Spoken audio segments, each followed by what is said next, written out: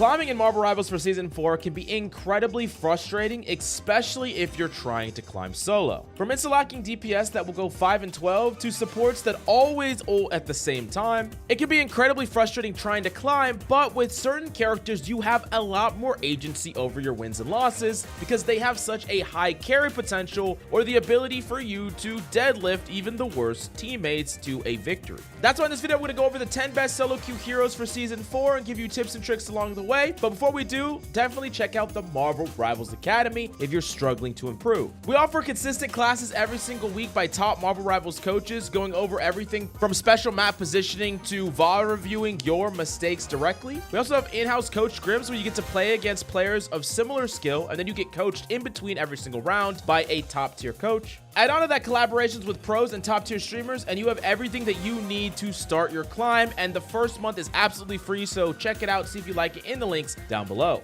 Now, the first character I really have to hype up in Season 4 as one of the best solo carry heroes is Magic. Magic has been consistently one of the best carries, especially on console. I think Magic is one of the best characters you could learn to climb. But with the buffs to Magic's kit and the new powerful team up with Doctor Strange, I think Magic is just a hard carry in any platform and any elo right now.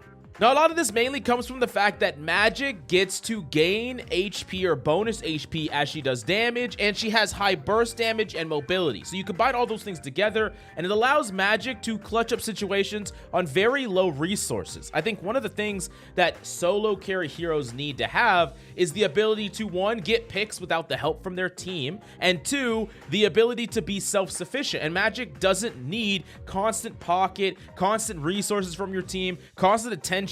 They're not going to need like a Luna Snowflake 24/7 in order to give value.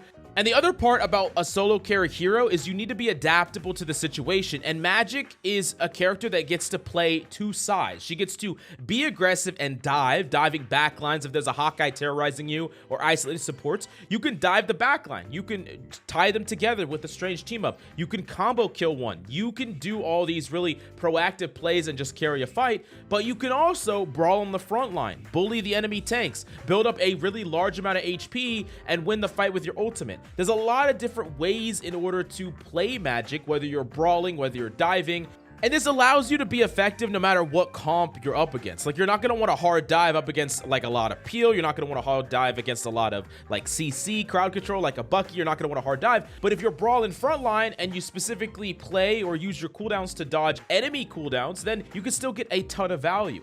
Now, there's two pieces of advice I'll give you on Magic specifically. I think number one, you got to understand when it's time to just leave the fight and reset. A lot of Magics want to just have this crazy amount of uptime. They're constantly fighting. Sometimes an engagement goes wrong. You miss your dash, you don't hit a cooldown, you don't hit the Doctor Strange team up, whatever it is, it's okay to just reset, try to get your cooldowns back, and then re-engage the fight from scratch. This is really strong because if you constantly are fighting, you're increasing your risk, and I think that as long as Magic is alive, there's a chance for you to potentially clutch up. You can easily be like down a lot of players in a fight, but you kill one person, your team trades defensive ultimates, you build up your ultimate, you can 1v3 with your ult. You can really turn a fight, an entire team fight, with your ult under the right situation, but you got to be alive to do it. So don't be afraid to just dash out of a fight if you mess something up, or you're like in a situation where things are a little bit rocky.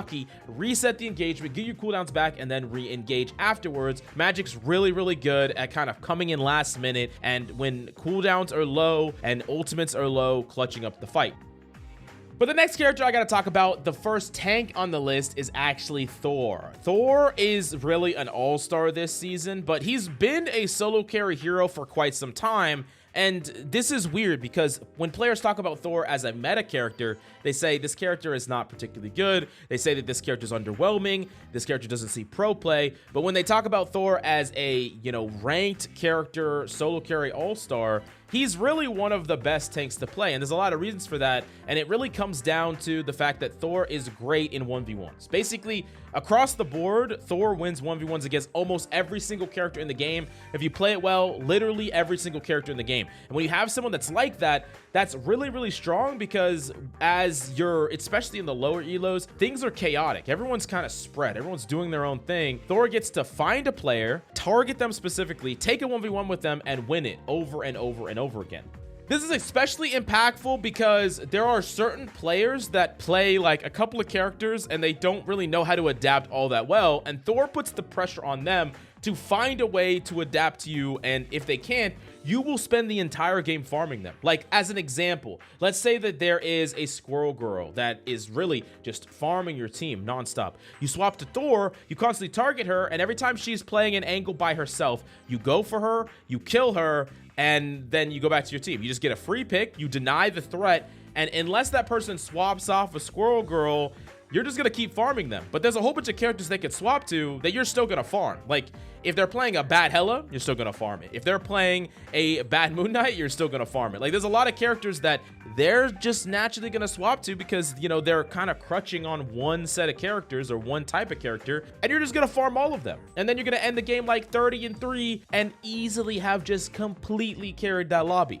Thor is also a versatile character, gets to play in multiple playstyles similar to Magic, but he takes it a step further because he gets to brawl, poke, and dive depending on the situation. So Thor gets to poke just with his awakening form, doing damage from range, and at the start of fights, typically you want to start that way unless you have a very hypermobility composition that is going to go in with you. You're just applying pressure, you're just poking, you're trying to bait out cooldowns, you're trying to force people out of position, maybe get a pick. But then you can get up close and personal and brawl with a lot of tanks, just dealing damage, trading 1-for-1, getting all up on top of somebody. And most characters, if you're within close range to them and they don't have help and you don't have help, you're going to win that fight. And then you also have the ability to dive in, and this is even further exemplified by like something like an Angela with the team up. But Thor gets to add additional pressure, and he's one of those characters that you just really can't ignore. He flies on top of you, he throws a bubble on you, that Thor's in your face doing a ton of damage. You leave the bubble, you get slowed, you take damage.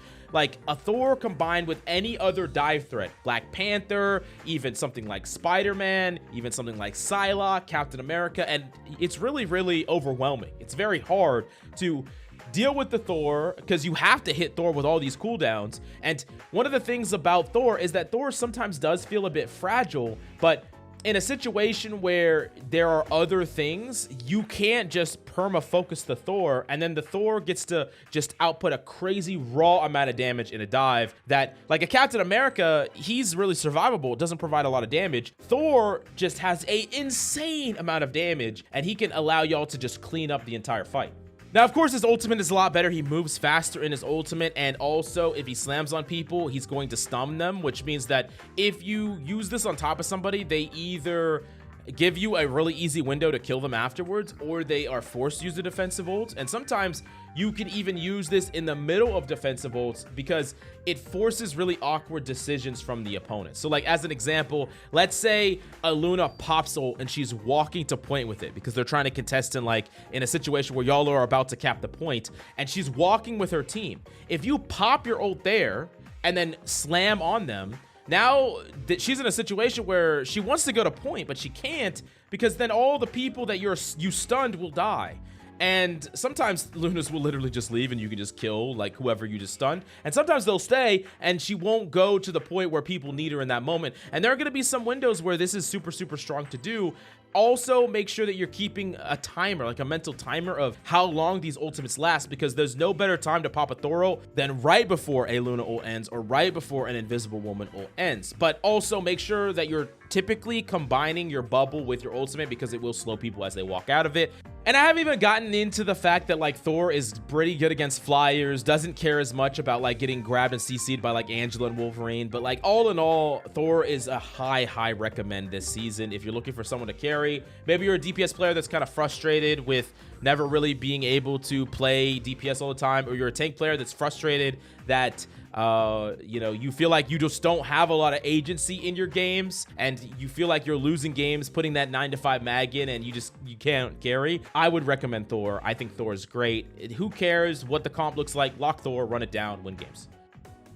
Now, number 3 on this list, the first support that we have is actually Mantis. This is one of the best seasons for Mantis we've seen in a long time, and Mantis just really has it all as a support. One of the hardest carry supports, because essentially she's part of a DPS, and in a lot of ways she's better than a DPS because her abilities are going to heal her. She has higher movement speed. Even when she takes damage now, it's going to decelerate less fast, so it's not instant deceleration, so you get to actually still outduel a lot of people with extra bits of mobility. And you're also a great enabler. Like, you can enable a Groot with the team up, you can enable Black Widows, you can enable just a lot of DPS to just be a bit better, which sometimes you need them to just be a bit better, and you can pick up a lot of the slack in the damage making department. I really think that Mantis is a really heavy tempo character. Sometimes when a Mantis is really good and playing well with the team, you just literally feel like you're crumpling over because you have an extra set of damage. You're almost like playing an extra DPS, but you also have like enough support, like as much as you need. And that one of the things about Mantis that I think a lot of players need to understand, or more about the game as a whole, is that healing is a means to an end. Like, healing is not good for just because it's healing. Healing is a means to accomplish something. It's a means to sustain. But as we've learned before, like, best defense oftentimes is a good offense. Like, you don't need a lot of healing if you're literally just bulldozing everybody. If everyone's just constantly dying, if there's no one to shoot back at you, you don't need heals, right? Mantis gets to do that. And one of the things that you'll learn as you climb with Mantis is there are going to be moments and times where you can legitimately play in a very unorthodox way for support, where you're almost soft flanking, you're committing in the backline, you're trading out backline. So like, as an example, you have someone diving the backline, you go with them, you dive with them, you clear out the backline. Yeah, you're not helping your frontline at the moment, but because you killed their supports or whatever, y'all have won the fight. You just get to wrap back, you get to finish off whoever's on point and win the fight easily. And I do understand that Mantis takes a fair bit of mechanical skill. I don't think that support players should run away from trying to become better mechanically, because if you get good enough at Mantis from the supporting role, you can just carry games. Who cares if you have bad DPS? Who cares about anything? You can literally just hard carry games yourself. So I would really highly recommend picking up this one, putting it in your back pocket, and especially if you're struggling in some of the lower elos, this is a great one to learn. And right now, Mantis is still dominating all the way into top 500, so I really would recommend picking this up right now. But the next DPS we have to talk about in this video, I think a lot of players are kind of ignoring right now in a weird way. It's Wolverine. Players have just kind of forgotten just how busted this character is. He's getting banned at an all-time low ever since people figured out how he was good back in like season 1. He's really not getting banned all that much anymore. I think it's because there's a lot of other threats that people respect more, and maybe that's rightfully so, but Wolverine is still a beast in his own right. And Wolverine is also not a very mechanically demanding character to learn, so I think tank players can learn Wolverine and get a lot of value. Support players can learn him. Even if you don't play mechanically demanding characters, you can still pick up Wolverine and get a lot of value. And this is the TLDR of Wolverine. All you're trying to do is you're trying to displace or brawl. Those are like the two things that you're trying to do. So displace is super strong. Ask someone to give you the rocket jump pack. Hopefully you get it at the start. And you dash close, and then you leap them into your team, you pull them really far away, and you just get kills. There's a lot of characters that just simply fold to Wolverine. There's a lot of fights that you'll win right off the bat if you just walk out of spawn. First fight, there's a whole bunch of compositions that are just not prepared to do anything about a Wolverine, and you'll just take that first point. And there's so many times where, like on the Dracula Castle map, on that first point, where players just never take the first point. They just never do. You just get stuck there. There's a lot of situations where you walk out on Wolverine, you win that first point in like 30 seconds because you take their tank, you take their Groot, or you take their Strange all the way to your team, you kill them. You just win the fight, like just straight up. And if that was all Wolverine could do, I would understand why people would just kind of sleep on him, because it feels gimmicky and sometimes it doesn't always work depending on the composition. But Wolverine's also just really good at brawling. He's really good at trading damage on the front line. He's really good at trading damage in ults. He's really good at just walking with your team and just like walking down the enemy team. And he's super tanky. So much HP with his passive just means that you're hard to just get punished. You're hard to get killed. Unless you make a major mistake or someone makes a major play, it's going to be really hard to kill you. But I want to make it clear that you should really treat your passive, your extra bit of health. That's really valuable. That's really important to keep. Don't just throw that away. like it doesn't matter, because it really does. It changes everything about how you engage, and it can make it so that you can completely clutch up a fight. You could walk into a fight 1v4, 1v3 with your ultimate and your passive and just win that fight. Like, not even that difficult to win that fight. You could easily clutch up that fight. And that kind of brings me to the last point I wanted to make about Wolverine, is that his ultimate is so freaking strong. Being able to pull people away from a Luna ult and kill them. Being able to pull people out of Invisible Woman ult and kill them. Being able to sweep up 4 people and actually just insta-kill all of them. So much power in this ultimate. One of the best DPS ultimates in the game. You build it incredibly quickly in a fight where you're trading ultimates. But really, if you're having trouble playing Wolverine and consistently hitting grabs, this is what I recommend. Go downstairs in the training room, set bots to just move around sporadically, turn cooldowns off, and just practice dash into leap grab, dash into leap grab, dash into leap grab over and over and over again against a variety of different characters. You spend maybe an hour doing this, and you will just be so consistent with your grabs, because as long as you're touching body to body, even if they're behind you, to the side of you, you'll still hit the leap. You just need to get a feel for it, and you need that repetition. And I think people are always trying to learn Wolverine in a game. You don't actually go through that cycle enough to learn it fast enough. Like, there's not enough repetition there. 12 seconds, a lot of times you'll just get it interrupted before it even happens. And a lot of your value on Wolverine comes from your consistency with your rollouts and your executions on that grab, and getting practice, you know, against Lunas, against Groots. You're not only trying to grab tanks either, so like you want as much repetition as possible. And this is one of the things I kind of recommend a lot. If you're trying to improve, isolated skills training is a really great way to do so. So anyways, all of that, recommend Wolverine. Pick him up this season. He's getting banned far less, and he's gonna solo carry you a lot of games. And number 5 on this list is actually Doctor Strange, which should really surprise no one. Doctor Strange is just a complete beast this season, and it's not just because of the team up with Magic or Scarlet Witch. It comes down to the fact that Doctor Strange just has a 6-second Maelstrom of Madness, which means that he gets to constantly create burst opportunities, constantly build ultimate very quickly, and carry with it. So you're someone that can just output a crazy amount of damage. You can contest flyers, you can contest off anglers. And this is one of the things I want to talk about with Strange specifically. Strange's role in a comp can change depending on what other tank you're playing. So like, as an example, you're playing solo tanking Strange. Sometimes that sucks, but you need to play frontline a lot more. You need to be applying pressure to their tanks a lot more. You need to be contesting objectives a lot more, so you're not flying around chasing a lot of things nearly as much. But when you have another tank, let's say it's a Groot, let's say it's a Magneto, whatever it is, now all of a sudden Strange can be more of an off-tanking role. You can fly up, you can contest flyers, you could go chase the hella off the off angle. You can just be more of an off-tank where you're dealing with threats and trying to make plays instead of doing the job of a main tank. Sometimes you'll take up some of those responsibilities, but the idea here is that you're playing in a more freed way when you add that second tank to the mix. And it's important for you to identify the difference, because you could play the exact same map in a very, very different way against the same type of characters when you have different tanks that are playing with you, or no tank at all. And if you identify that, then you can set yourself up for the best way to carry while still doing your job, because you can't chase that hella off the off angle when the card is pushing and about to cap, when you're the one that needs to touch, because then your DPS are going to do it, they're going to die. Like, you can't do that.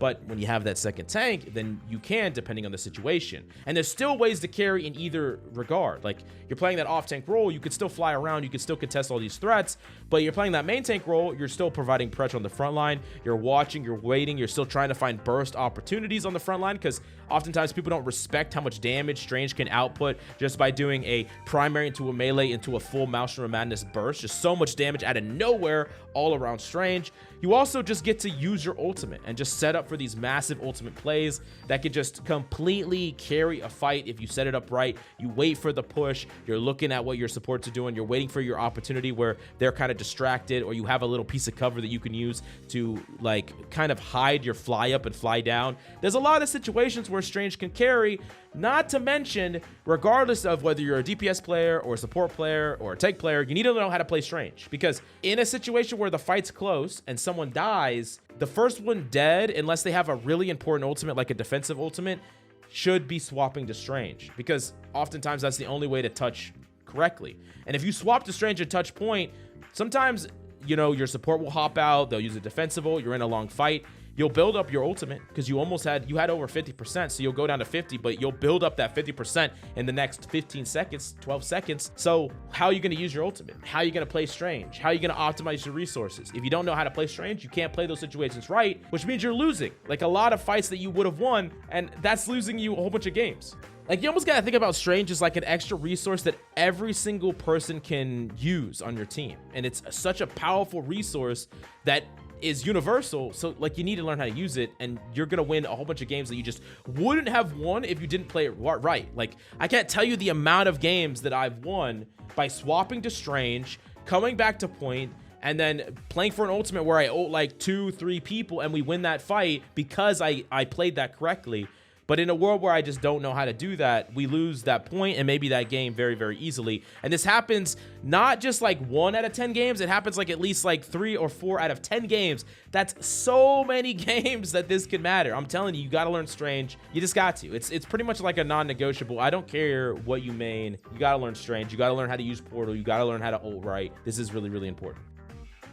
The number 6 on the list is actually a new riser this season, and maybe you're a little frustrated seeing these in your game all the time, but really, he's actually winning a lot of games, and it's Jeff. Jeff is just an all-star right now, not only because he's just, you know, able to heal your team and then also provide extra bits of utility with his damage, with his bubbles for speed boost, but his ultimate is also really good, capable of keeping your team sustained a little bit, but also making plays and killing the opponent. So you have all that together, not to mention, you know, if you pair him with the Venom, he gets even more deadly, and Jeff is very independent and hard to dive in a lot of cases, so you're just less likely to die and feed over and over again. There's a lot of characters that have a really, really rough time trying to kill a Jeff. So all of those combined, and you're just playing a character that gets to provide your team with what they need, but also gives you a lot of agency over how the game goes, right? A really good Jeff can easily like just have extremely low deaths and massive amounts of kills that he got all himself. Massive final blows, massive amounts of playmaking in this character. You get a lot of freedom, and I think the more freedom you get in the support role, that helps you a lot carry. I think one of the ways that a lot of support players get frustrated, especially in low elo, is they feel like they're locked in to doing very specific things. Like, they feel like their tank is always low and they're always just heal botting, and then they feel like they're just heal botting into using their ult, into heal botting into using their ult. They never feel like they have an opportunity to carry. Jeff gives you so many opportunities to playmake, and if you do playmake those well, you're gonna climb, and that's good, because even if you're not doing it well, at least you feel like you could have done better, as opposed to, you know, like the heal bot example, you feel like there's nothing you could have done. Now, there are things you could always do better, for sure, but it's way more clear when you're playing a character like Jeff. And also, I do think that Jeff, especially in triple support, is amazing. It's so freaking strong. So even if you're just running 2 support Jeff, that's fine, especially if you're running solo tank, like, which is common in low elo. Like, everywhere, people are just running solo tank. You don't really need that much heals. Jeff 2 support, perfectly fine. You can carry games. Jeff triple support, as you get into higher elo, is legitimately one of the best backlines that you could play. So you're fine regards to the situation. He's both strong in just the chaotic nature of ranked and strong in the meta. So I can't believe I'm saying this, but I actually highly recommend Jeff this season if you want a solo carry. He's one of my highest recommended characters. But I do think that the fear of Jeff, and the thing you need to watch out for, is when there are certain things that are constantly shutting you down and preventing you from getting value with your ultimate. You need to either adapt or swap in those situations. Like, let's say every time you Jeff ult, you're getting hit by a Magneto ult over and over and over again. And you could be like, oh, if only I had a bubble. Well, you don't have a bubble, okay? So you need to find a solution that's gonna still allow you to get value, right? You could just keep getting killed by Magneto ult like 10 times in a row and be like, damn, if only I had a Magneto that knew how to play the game, I would have carried this game, because I've constantly eaten 3, 4, 5 people. That's cool, but you didn't, and you lost the game, right? So like, there's ways to adapt to that. There's ways to trick out the Magneto. There's ways to play the song and dance game with them, you know, wait it out. You could even ask, maybe. But there's also situations where maybe it's a swap situation. So you got to be real with that situation. You got to identify it, and then you got to make sure that you're not actively being a liability in those situations. And, you know, there's other characters you can play that can still get a lot of value. So just something to think about when you're locking Jeff in most of your games. The number 7 is definitely Bucky. I think Bucky is just a crazy character this season. I cannot believe they buffed him in the way he did. His uppercut, making it so there's 1 second of a player not being able to use movement abilities, is just absurd, because this means that you uppercut a Magic, you get a guaranteed follow-up shot. You uppercut a Sonic, you get a guaranteed follow-up shot. Any character, guaranteed follow-up shot, which means if you hit someone with an uppercut, almost always you'll win that duel, as long as you don't completely whiff that shot and it's just perfectly lined up for you. So Bucky is kind of like the great equalizer. He just, like, it doesn't matter what nonsense people are playing, what movement heavy character are playing, Bucky just shuts it down. And it's kind of funny because a lot of the characters I recommended, Magic, Thor, Wolverine, like a good Bucky can shut all those characters down. Now, there are ways to outplay a Bucky, and I think Bucky's really mess up when they, one, don't have great mechanics. They are just kind of relying on the strength of the kit and not the strength of the primary, which it's important to hit your shots on Bucky. The more shots you hit on Bucky, the more just overall value you'll get, the faster you'll build your ultimate, the easier it will be for you to win duels. Like, hitting a shot on a diver as they come in makes it so that any combo will kill them. Not hitting any damage, whiffing all of it, sometimes you're not going to be able to interact well enough in time. And if you miss that uppercut or you miss that hook, you could just lose the fight. Another thing about Bucky that I think is really important to learn is how to ultimate properly. One of the worst ways you could ult on Bucky is you press Q, you fly into the enemy team, they pop a Luna ult, and you die. This happens a lot to Buckies, and they're like, oh, I baited out a defensive ult, I'm so good. No, you're not. No, that's really, really bad to do, and it comes from the fact that you're not tracking what ults the opponent has. It's really important that as a Bucky, the first kill or the first activation is a guaranteed reset. I say activation because it could be like, you know, you're triggering the Wolverine passive or the Hulk DMAC or on a Loki clone. Getting that first reset is really, really important because it gives you options. It gives you 8 seconds to decide who to go on next. It gives you 8 seconds to not press Q for a while you kind of figure it out and wait out defensive ultimates. But the best thing that you can typically do with Bucky ult is try to find a situation where you're just gonna instantly get that kill. This means that you are looking for a support that's completely isolated, maybe one that you've already made low, doesn't have a cooldown to stop you, no cloak fade, no Luna freeze in some cases, but mostly you're trying to find someone that you're just guaranteed to finish off. I really love the concept of hooking someone in, 180 meleeing them into your team or away from their team, and then ulting them because you just kill them straight up. You got a kill, you still have an activation, like you still got another activation.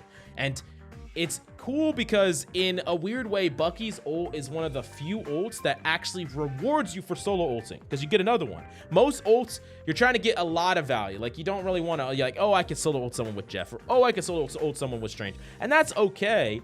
But Bucky literally rewards you for doing so. So you're looking for these isolations. You're looking for, I'm going to shoot this Namor twice, and I'm going to make him use bubble. When he pops out a bubble, I'm going to ult on top of him. He doesn't have a way to stop me. He couldn't even drop the squids yet. I'm going to kill him. I'm going to get the reset, and then I'm going to keep going from there. Or, oh, I'm going to use this, my cone ability. I'm going to hit this Iron Man. He's going to fall to the ground. As he's falling, I'm going to press Q and slam on him. It's like getting these situations that are guaranteed resets are really, really important on Bucky. And that's one of the ways that you're going to carry a lot of fights. Sometimes there are going to be games where you feel like your neutral is not doing a lot and you're waiting for your key moment. And I think a lot of people lose or win games or climb in ELO or don't based purely on their Bucky ult. So it's a really important skill to master. Number 8 is one that might shock you a little bit. It's Magneto. And people were like, Magneto? Okay, solo carry on Magneto. Magneto is the character that is like the benchmark for 50-50, putting in your 9 to 5. You can't carry, but you're not going to throw either. How do you carry on Mag? And I'm going to tell you right now that you can absolutely hard carry on Magneto. Here are my tips to dominate lobbies. So first off, when you look at a high elo lobby of Magneto, he's kind of poking and prodding. He's not doing anything crazy proactive. You think that that's how you should play in your games, but I'm telling you right now that if you took that same high elo mag and you dropped him into a gold, a plat, even a diamond lobby, he's running around and he's killing everybody, like literally everybody. He was gonna end the game 30-0. Like, that's what a Magneto can do. And the reason is because primary alternate fire, when you have the stun primary, kills a ton of squishies. You're just gonna be able to kill them just instantly, and they don't really have a counterplay. You're just shooting, stunning into the free shot afterwards. You're killing so many. If you're out of position at all, Magneto has so many ways to get yourself back into a good position, from your shield that can block infinite damage, to your bubble, to the fact that you can threaten damage and CC. Magneto just gets to poke and prod everybody, and in a 1v1 situation with any support or any DPS, assuming that you actually can hit your shots, which is something you're gonna have to practice, Magneto will just kill everybody. He's so lethal, and Magneto is one of those characters that kind of sobers up the high elos. I know that that's a really weird concept, but it's like Magneto, the threat of Magneto is one of the things that forces players to start playing properly in good positions, because up until a certain rank, like, players are kind of just playing out of position all over the place and no one's getting punished for it. Magneto comes in, good Magnetos, and they just start laying down the law, which is like, if you're here by yourself, you're dead. If you're here by yourself, you're dead. I'm gonna poke at you, I'm gonna kill you, and that's what Magnetos are always looking for. Little opportunities to get picks, even in high elo. They're looking for slight out of position players where they can hit them with that primary, alternate primary combo and just force, like, just kill people when they're a little bit out of position. In the low elos, everyone is out of position, and Magneto's just, it's just like free farming for Magnetos. They're just running around, killing things all over the place. Now, the next stage to that, the higher level stage to that, is just looking for little places where you can generate small advantages. I really think that while some people think Magneto is like a boring character, he's a character that gets to truly feel the balance and the trading of resources of a hero shooter. You get to take Rivals down to its fundamentals. Look for cooldown advantages. Look for ultimate advantages. Look for small positioning advantages. Because there's a lot of things Magneto can do. Someone's slightly on an off angle out of position, like I said, you could poke them out, you can make them ineffective, or if they're too out of position, you can literally just straight up kill them. A tank, push too far forward, you can turn around on him. You can right click him further into your team. You can body block him on his way out. There's ways to further create that separation. The front line is diving your back line, and the back line is trying to push up to heal them. That might be an opportunity that you can ult. Splitting the team, denying the healing because you're eating it all, denying the resources, getting a support kill. You fully split your front line, who no longer gets help from the back line, and you generate a kill at the same time. So you keep your team alive, you deny the back line helping them, and you're basically putting it in a situation where they are pressing an advantage, but it turns into a disadvantage instantly. There's so many different little ways in order to carry a game on Magneto that I truly believe that if you play everything perfect on Magneto, it's just really hard to lose a game. Like, he just has so many defensive tools, so many powerful tools at his disposal. But if you really want to carry as Magneto, you need to be able to recognize the mistakes players are making and basically take advantage of all of them. Like I said, the Magneto that is, you know, being dropped in a low elo will see player out of position, player out of position, player out of position. He's going to go to one. He's going to kill that person. Someone's going to turn on him, try to stop him. Guess what? They can't. Bubble, wall, bubble shield. They can't stop him. He tries to kill that person. Then he pops an ult, kills a third person. Now he just won the fight by himself. And all he did was press someone out of position, deny the next person that tried to help but couldn't because they can't 1v1 a Magneto, and then ult the third person who thought that they could actually finish you off. Like, there's just so many situations where Magneto just has all the cards. He has the counter to your counter. He's just so strong. So I really had to put him on this list.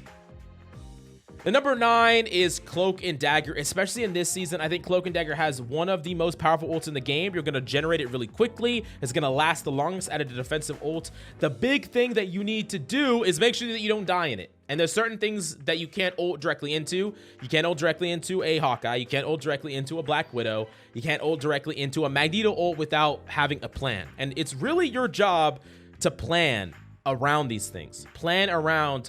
They have a Magneto ult. How do I position myself in a way to where I'm not going to die? First, you're going to swap to Cloak so you can fade right afterwards, of course. But sometimes you might need to, you know, do 2 swipes and then 1 underneath the cover. Or you're making sure to play it a very particular way that makes it very hard for the Magneto to actually get to you. You're playing this song and dance with Magneto, maybe pushing him in a really bad position. You see him play too far forward. You see him use his bubble, use his shield. He's out of position. That's a situation where you're going to press up. You're going to blind him. You're going to put him in a situation where a lot of Magnetos would just ult because they're afraid of dying. And then guess what? The way is clear for you. There are ways to create these advantages for you. And in addition to all those things, there are ways to combo your blind with a lot of different ultimates to kill through defensives. Knowing those breakpoints, knowing that you can combine your blind onto a Luna with a Thor ult going down and you can kill the Luna through. Knowing that you could do these things and timing them appropriately can be the difference between completely hard carrying a game and just being just some other Cloak and Dagger. Like, one of the things that people like to say is that Cloak and Dagger is a really easy character to play. I hear that a lot. Oh, this character is so easy, whatever. And yes, there are mechanical aspects that are easy, but I'm here to tell you that I think Cloak and Dagger has one of the highest skill ceilings in the game, especially for supports. And you might be like, what? That's crazy. There's so many little decisions you can make better on Cloak and Dagger. From your ultimate, to your positioning, to the way you use your cloak, you're dodging the Magneto Phoenix ult, you're dodging certain cooldowns, and you're making sure to position well so you can save that cooldown for when you need it. You're anticipating those things. You're blinding at opportune times, because like I said, there's a big difference between blinding a Magneto when he has bubble and shield to blinding a Magneto when he's low. He has no bubble, he has low shield. You know that Magneto is gonna be under more pressure and more panic. Knowing when opponents are on like the downside of their cooldowns, where the Groot is too far forward with no wall, when the person's out of position with nothing to protect them. These are the moments where you can really capitalize. You can switch to damage, you could switch to playmaking. And I just want to make it clear that I think that Cloak and Dagger has such high skill expression that there's ways to develop further, and there's ways to carry more, a character that can just really take over a lobby. And I really have to recommend it as a solo carry hero in Season 4. Now, the last but certainly not least hero on this list is Star-Lord. Star-Lord is just really good right now. I think Star-Lord is actually phenomenal. He's really good in triple support comps. He's really good in 2-2-2. Star-Lord just has great dueling capability. He has great ultimate building capability. He could build his ult very quickly and play the ultimate game where he's like going in, spinning around, dealing damage. You do have to be careful though if you're not getting a bubble about certain characters. Some characters that have beam abilities, constant damage abilities, or abilities that don't require aim can really mess up a Star-Lord even when he's spinning. So like a Scarlet Witch, a Cloak and Dagger, a Mr. Fantastic, that you could still take a lot of damage with them. So you got to be a little bit careful. It depends on the situation, but Star-Lord is a character that I think just has the means to carry most games he's in. You get to constantly apply pressure from all these different angles. You get to play a completely different game depending on the situation. You want to go chase down Squirrel Girls, chase down Hellas, isolate fights, and create duels, you could do that. You want to constantly just apply pressure to the front line, build your ultimate, and win fights with that, you could do that. You want to play peel and anti-dive and spin around divers in your backline and deny them, you could do that. He's super good anti-dive. So there's a lot of different things that you could do, and one of the things that I think his super underrated about him is his ultimate, and it's one of the things that he actually has better than Psylocke. Psylocke has a lot of good tools, but I think Star-Lord's ultimate is leagues better. And one of the big reasons for that is because Star-Lord is one of the few characters in the game that gets to pop his ult, bait at a defensive ult, and still kill 1 or 2 people anyways. You look for these situations where they're split, they're too far apart, the DPS are too far apart, one of the supports is too far apart, someone's isolated, you pop an ult, and in response to that, the Luna will pop their ult. They're like, no, I'm not dying to this. There's no way I'm dying to this. And then you kill the Cloak and Dagger that's around the corner. You kill the Hela that's on the high ground, or you kill this person or that person. That's what Star-Lord gets to do. He gets to trade so favorably with his ultimates, which is like something that Psylocke will not be able to do. Most of the time, Psylocke is just going to trade for one ultimate, and then that's it. Or sometimes it even gets neutralized without using an ultimate. Star-Lord almost always demands an ultimate response, unless they have super powerful cooldowns like Soul Bond, triple support, but those are things you can directly bait out and play around. So Star-Lord just gives you a ton of agency. I do think he is very mechanically demanding, and something that you need to do if you want to get great at Star-Lord is practice your tracking. Really, really important. But he is one of my #1 recommendations. I do think that Star-Lord is an absolute crazy carry character in this season. But if you have any questions about why I recommend these characters, if you think there's any characters I missed, let me know in the comments down below. And if you have any questions about how to play certain situations, definitely let me know in the comments down below. I hope you enjoyed the video. Definitely smash that like and subscribe if you did. And check out the Rivals Academy. 30 days are free if you want to get better at Rivals and you need guided help improving. We got everything you need, so check it out in the links down below. And I'll see you next time.